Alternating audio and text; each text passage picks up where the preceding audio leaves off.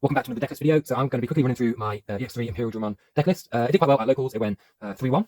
And that one I think I could have done better in. I think it was just misplays. It was my first match, and I haven't played this deck in a while, even though I carry it with me whenever I go to locals. So we'll start off with the X. We have 4 Pegamon. You can discard it attacking to get 1000 DP. Didn't use it that much, but it can be useful to get stuff from trash and get that extra DP if you need to get over a big body. And 1 numemon, so I like 5 eggs. On deletion, draw 1, trash 1. Yeah, it's just going to purple decks, isn't it? So then we have 4 EX3 Vmon for the rookies.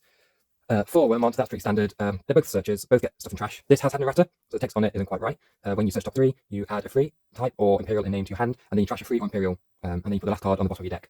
I can't remember the wording, but it's not quite clear. And trash 1 card among them, so just as a generic card, it actually means one of the archetype, basically. I run 2 Ignitemon. The Inheritable came up a few times. I didn't use when attacking, but when attacking is really useful if you want to cycle back your fighter mode at all. Your fighter mode has an on-delete, which I'll get to in a bit. So if you swing with this, you can delete your fighter mode and... Sorry about that, cat walked in. So if you swing with this, you can delete your fighter mode to delete one of your opponent's level 6 or lower, and then trigger your fighter modes on delete. And I run 1 Psychomon just for Death X and stuff like that. So yeah, a little less, there's fewer rookies than you'd normally get in a regular deck, but I just want to make room for some spice, so I'll get to that in a bit. Alright, champions. 3 Flamedramon from X3, 3 Shadowmon from X3, and the new guy who is very expensive now because of recent reveals, because he got bought out, is Primo Shadowmon at 4. These guys, when digivolving, they can digivolve another rookie into a red or purple level 4 from trash, which I didn't realise for my first 2 rounds. I thought it was just the opposite name. So I thought Flamedramon could only digivolve a dude into a Shadowmon. I thought Shadowmon could only digivolve a dude into Flamedramon, which I think slowed me down. Which I don't know if it affected the first round that I lost. I know what did, which was give my opponent too much memory, which was on me. But yeah, it might have changed things. But yeah, Shadowmon can digivolve one of the other guys into the new Shadowmon because it's red purple, and this can play one of your rookies out from trash to keep cycling that search. And if you have the Ignitemon underneath, you gain a memory back. So this guy defaults for 2 off Wormmon, and 3 off Vmon. You can use that. So it's basically 2 off the Wormmons and 2 off the Ignitemon because you gain that memory back, which is very useful, especially since he doesn't have the end of turn. Also, he doesn't have the when digivolve DNA. These guys, when they digivolve, so like I said, they can digivolve another guy up, or they can DNA digivolve. So the plan is you digivolve 1, then you digivolve the other from trash, and then you activate this one digivolve into DNA into one of your level 5s. I hope I explained that well. If not, you'll get a feel for it. I just want to get my decks out there really. So we've got 4 Imperialdramon and 4 Numemon for level 5s. A similar thing when you DNA digivolve to 1, which you can chain with your EX3 level 4s. So they DNA digivolve. So when you DNA digivolve, you play the other one out from trash. So there needs to be a lot of trash setup really. And on deletion, you can play out the corresponding level 3. So for B, it would be play a Wormmon from trash. For Imperialdramon, it would be play out a Vmon from trash, which I always forget about that effect. But also the Inheritable, right? I have to rewind a sec. So the Inheritables, which are very important as well. So you play a dude out on deletion, that's cool. This guy has an Inherit on delete. You can play a Worm or V from your hand, suspended without paying the cost. So again, just helps you keep cycling, helps you keep searching, get through the deck fast. And your EX3 level 4s, there we've got focus. You may DNA digivolve at the new turn. So even if you pass turn, when digivolving, DNA up into a guy, play another guy from trash, has to be the opposite one. Then you activate the Inherit from the EX3 guy. So you activate the Inherit, end of turn, DNA up, which will get you against level 6s. Yes. There you go. Cool. That's it for level 5s. So one of the reasons I'm running 1 fewer rookies is the Spice, not Greymon Ace. 4 cost, slam it down, delete a 6k. And then if you pass turn, you get your other level 5 stack out. Say you DNA up to your level 5, but you don't have one trash. You're just stuck with a big level 5 here. But it's still your turn. You slam this down, and you just DNA. I mean, you can slam these down in DNA as well. But that gives you way more memory. I did use that to win a game with the Blitz, but this guy's just a lot cheaper. Deletes a 6k, can delete a blocker or a floodgate. Also, what came up in my game against Lugamon is I did Blast Digivolve to delete their Lugarmon while they were trying to dig. So that was very useful. Yeah, it came up a few times. I don't think I've actually said what decks I played against. So I played against Deep Brigade Festival, lost against Deep Brigade, I think through misplays. It was very close matches, but very fun. Then I played Deep Brigade again. That was 2-0. That was, I got the hang of it by then. Third game was Lugamon. That was 2-1. I think my opponent misplayed a bit. I definitely misplayed a bit. So I think it balances out, right? And the 4th game was against Yellow Vaccine. I just managed to build up quicker than them. I kept deleting Angemons, I kept deleting their Magnet Angemon aces, which got me memory back. I managed to get both ties out in one of the games, so I managed to take down a lot of security. So their recovery didn't do much. I switched off security options, which was very nice. And yeah, and the Melgome Ace came in there because they were going to rebuild and recover, but I finished off their board with the ace. So yeah, it felt very impressive playing against Yellow Vaccine. I was actually scared against that.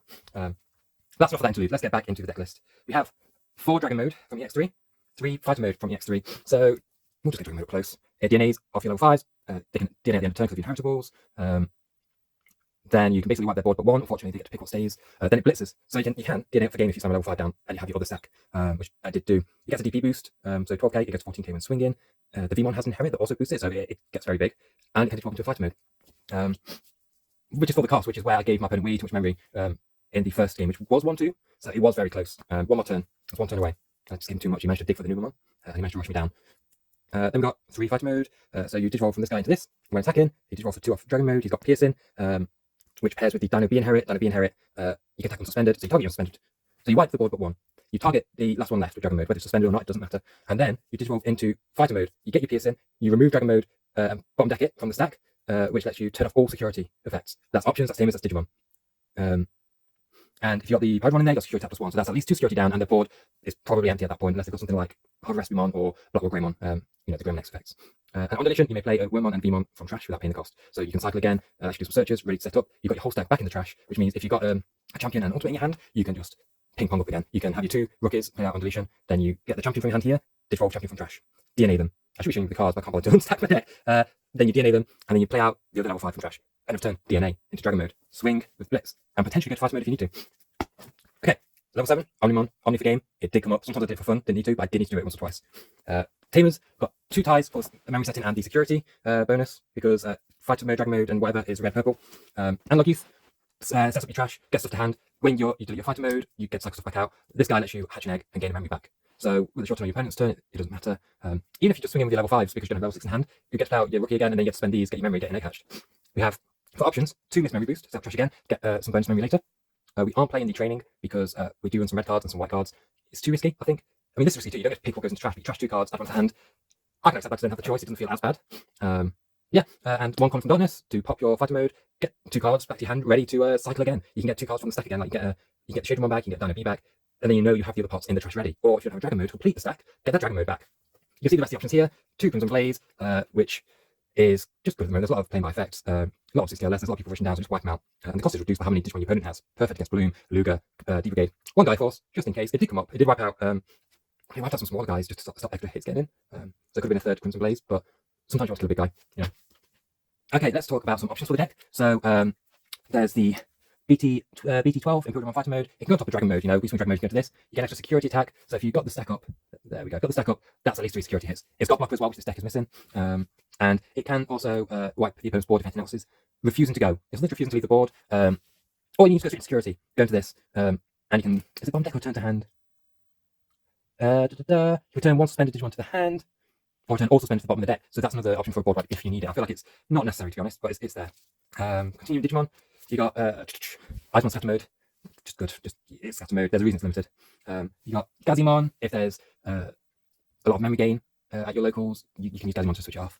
I don't think Cyclone really came up in my games, to be honest, but it does prevent cost reduction, so will slow down Death X-Mon, for example. Then we've got Pokemon on the starter deck, gives you a blocker, helps you trash your deck, set up trash. You've got Pokemon from BT13, helps remove any sort of any floodgates or any rookies, any extra swings. The inheritable can be cheeky. Came up in testing. Envy opponents turn draw 1 trash one, so they have to remove this. Basically, they have to remove whatever's on top of it. Last Digimon, I don't have a copy of it, or last 2 rather. There's the starter deck Gabumon, extra memory, I'm setting up trash again, and there's Death X-Mon, because duh. Then we got starter deck Nut. If you're trashing from hand, you gain memory back, and it's a memory setter. It can work in this deck. We're not doing a lot of trashing from hand, but we are doing enough. I mean, it'll reduce your Vmon down to 2 cost, for example, rather than 3 cost. And then you got Night Raid, which lets you play a level 3 Digimon from your trash. It can help you get your cycle going again if you don't have the pieces needed. There's also Deathclaw, which I've got to put in the stack. Deathclaw is a 1 cost, delete when you Digimon to delete a opponent's level 4 or lower. So again, that can help you cycle and remove a body. I just didn't find room in this deck, and I preferred the Crimson Blazers and the Guy Force. Yeah, that's my deck list. So I hope you learned something about Imperialdramon Virus Mode, and it can do some damage. It can do quite well. It did 3-1 of my locals against some tough decks, which actually really surprised me. I think it is the element of surprise. A lot of people don't expect this deck. I don't know exactly what it does, so that can always just give you the advantage needed.